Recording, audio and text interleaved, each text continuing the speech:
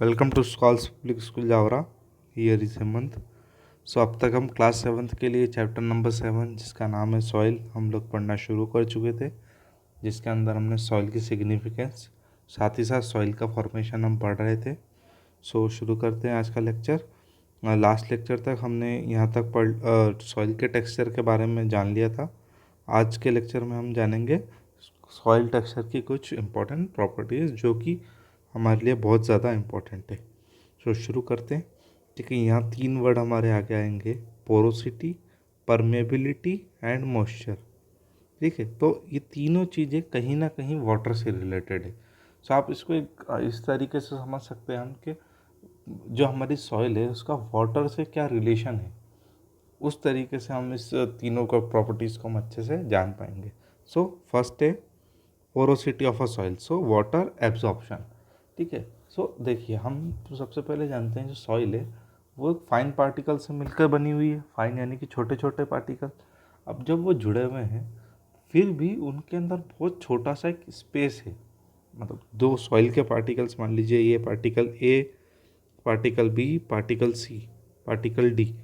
सो देखिए इन जो छोटे छोटे पार्टिकल है इसको हम देखिए, इन दोनों के बीच में गैप है, इन दोनों के बीच में गैप है, इन दोनों के बीच में गैप है।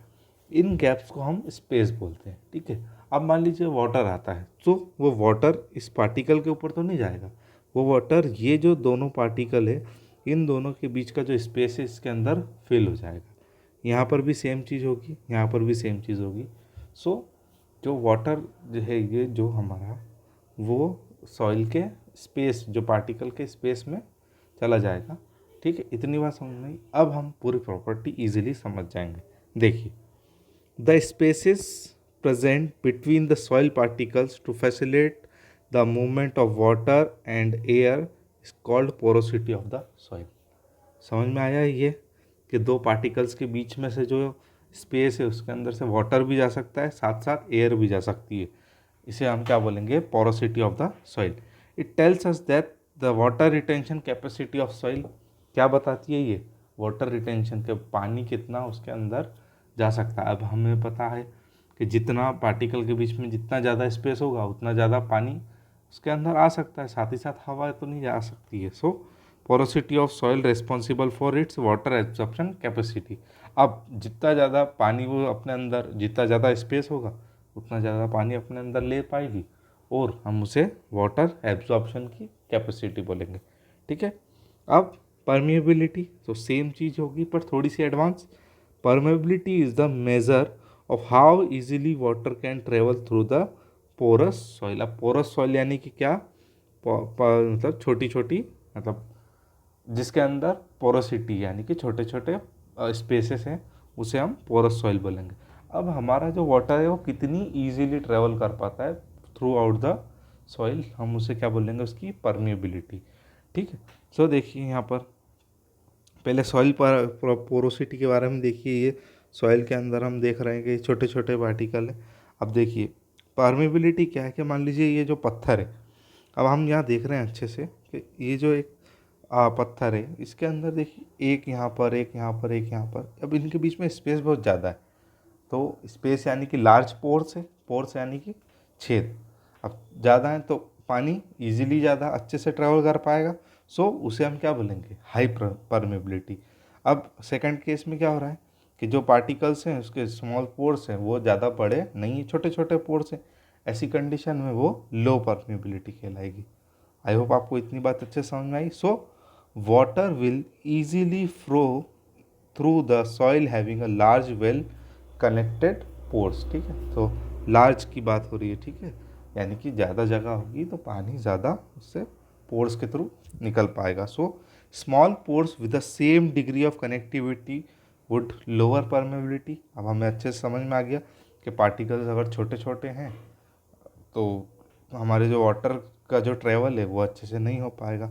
As water would flow soil more slowly. ठीक है, सो वाटर हमारा जो है वो स्लोली किस तरीके से ट्रेवल कर पाएगा। ठीक है, so permeability of a soil responsible water retention capacity. अब देखिए यहाँ पर क्या था, वाटर एब्जॉर्प्शन, रिटेंशन यानी कि उसको रोक के रखना। अब हम देखते हैं बारिश के टाइम पे कि मिट्टी गीली रहती है बहुत टाइम तक, तो क्यों? उसकी परमेबिलिटी की वजह से, पोरोसिटी की वजह से नहीं, ठीक है।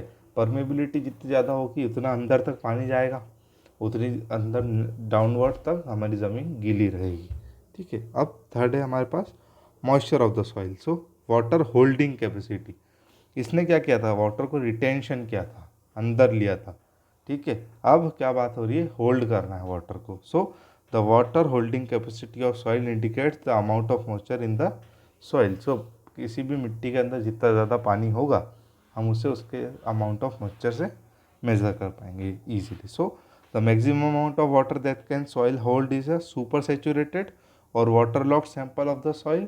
तो देखिए बहुत सबसे ज़्यादा अगर पानी, एक अगर हम एग्जांपल देखें तालाब का, तो हम देखते हैं तालाब के जो नीचे की मिट्टी जो होती है, जो हम लेकर आते हैं, वो बहुत ज़्यादा मशी होती है। मशी यानी कि हम बोल सकते हैं उसका बहुत ज़्यादा क्या बोल सकते हैं, वो हाथों हाथों में चिपकती है और ज़्यादा वो पानी उसके अंदर होल्ड करती है।